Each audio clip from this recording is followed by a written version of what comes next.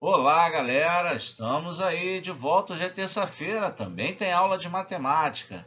Não é isso? Conforme eu combinei ontem com vocês, estamos de volta para falar agora dos cones, né?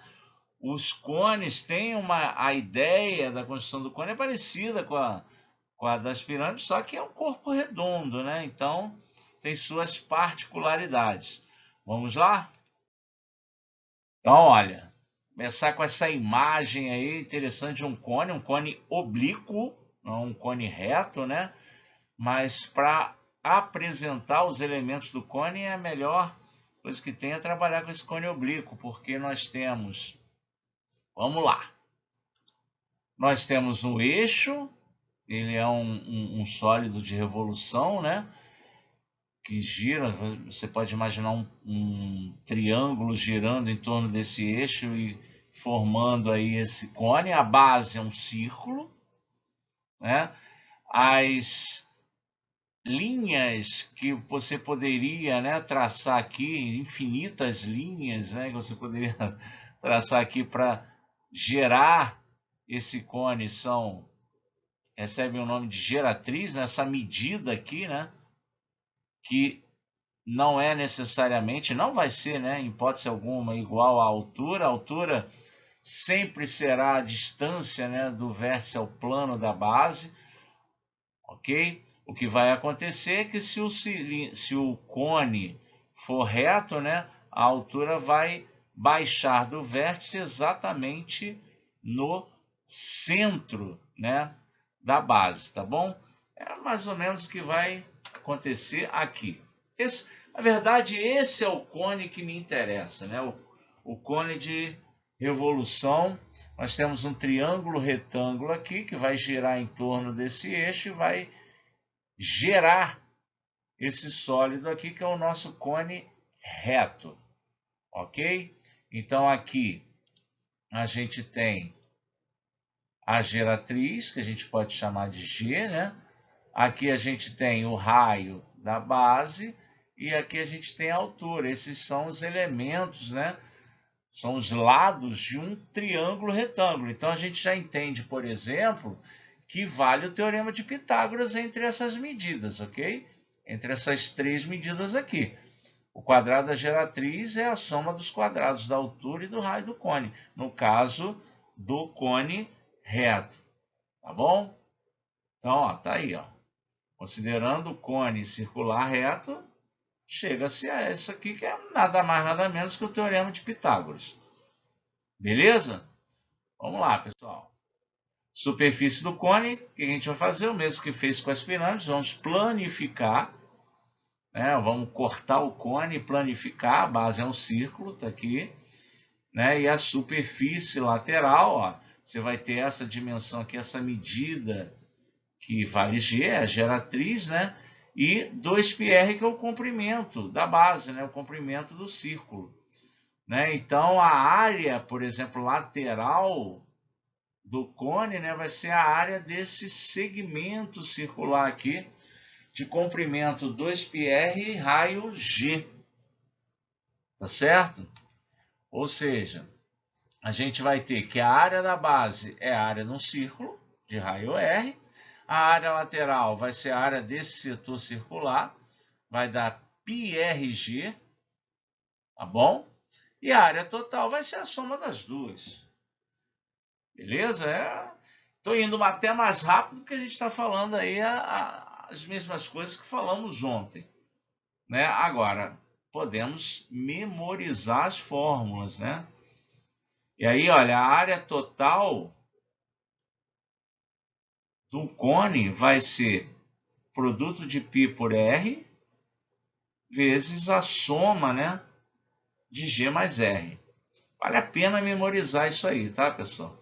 Aqui também a fórmula da área lateral do cone, né? A área lateral do cone, πrg, é uma formulazinha simples, fácil da gente memorizar. E a área da base é a área do círculo, né? πr ao quadrado. Ok? Show? Beleza, então vamos experimentar aí. Vamos ver um exemplo. Calcule a área total de um cone reto cujo raio da base mede 5 centímetros e a altura mede 12 centímetros.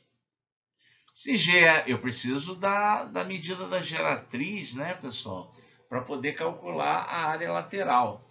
E aí, se eu tenho o raio e a altura, eu vou usar aquela relação, né, o Pitágoras, lembra? Para achar o G. Então, tá aqui, ó, G ao quadrado é igual a raio ao quadrado sobre mais altura ao quadrado, né? Com isso, eu chego aqui no G igual a 13 centímetros. Beleza? Aqui, G igual a 13 centímetros. Show? Muito bem. Agora, o que é a área total? A área total é área lateral mais área da base. Vamos lá. Quem é a área lateral? πRG. A gente viu no slide anterior, né? A área lateral é π vezes o raio vezes o G. A gente calculou o G aqui, ó, 13 centímetros. Tá bom? Mais a área da base. A área da base é o quê? π vezes o raio ao quadrado. O raio é 5 ao quadrado, né? Então, isso vai dar 25. Ó, 5 vezes 13... 5 vezes 13 dá 65. 5 ao quadrado, 25. 65 mais 25, 90. Então, tá aí, ó, 90 π centímetros quadrados. Ok? Beleza. Mais um? Mais um. A área lateral de um cone reto é 15 π centímetros quadrados.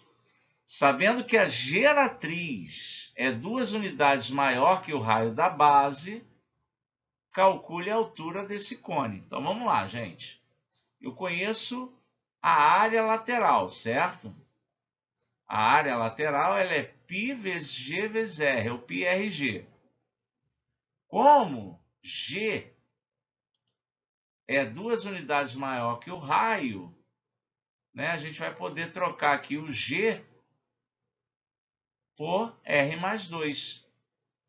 Então, o que a gente vai ter? Que 15 π, que é a área lateral, está aqui, vai ser π vezes o raio vezes o G, que é R mais 2. Está aqui.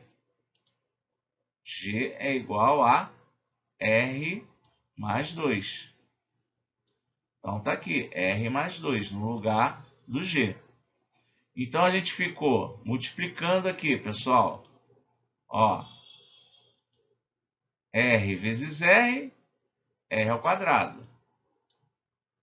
R vezes 2, 2R. Passo 15 para cá, para o outro lado, menos 15. O π, ó, cancelou, ó, com π. Por isso que sumiu o π.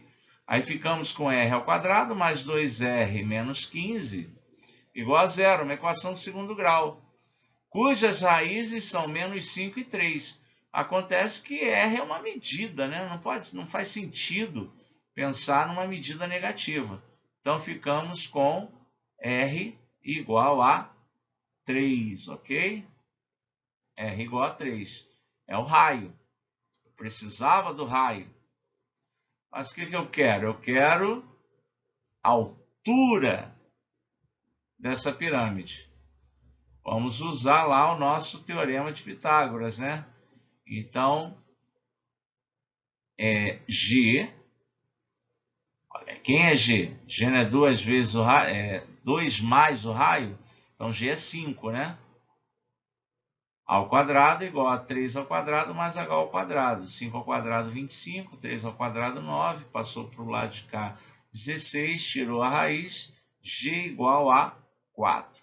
Tá aí, ó. G não, ó, H, né? A altura, perdão.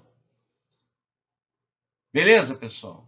É só você com calma aí conferir as continhas, está tudo certinho aí, tá? Vamos lá. Vamos falar do volume do cone. Fórmula, gente. Volume do cone.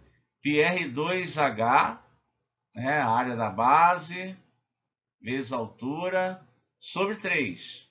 Pelo mesmo motivo que é sobre 3 lá na pirâmide, você também vai dividir por 3 aqui a área da base vezes a altura, tá ok?